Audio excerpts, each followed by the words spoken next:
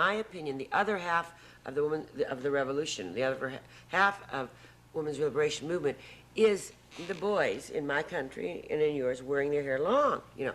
And those boys who are wearing their hair long are saying no to the masculine mystique. They are saying no to that brutal, sadistic, tight-lipped, crew-cut, you know, Prussian, big muscle, you know, Ernest Hemingway, kill bears when there are no bears to kill, and napalm all the children in Vietnam and Cambodia to prove that I'm a man, you know, and be dominant and superior to everyone concerned, and never show any softness.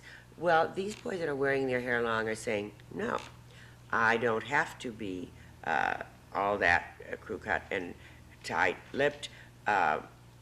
I don't have to be dominant and superior to anyone. I don't have to have big muscles because there aren't any bears to kill. I don't have to, you know, kill anybody to prove anything.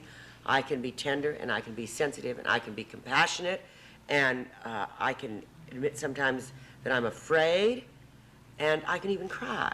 And I am a man, and I am my own man.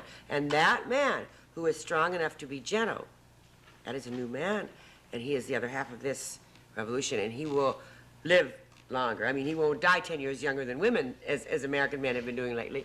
And he will also, that man that's strong enough to be gentle, I think, really welcomes his liberation and the end of his loneliness and the end of this sea of hostility that has been, you know, preventing love in this country, and that has been dehumanizing sex and making such loneliness and such alienation, frustration for everyone.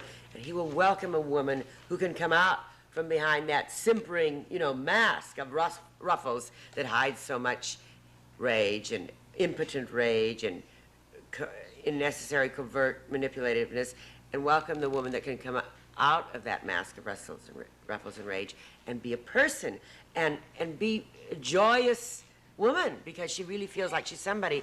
And then you see we'll both be able to make love, not war. And in the highest sense, I mean, not only between man and woman, I mean, the war between the sexes could become an Armageddon if we don't get on with our revolution.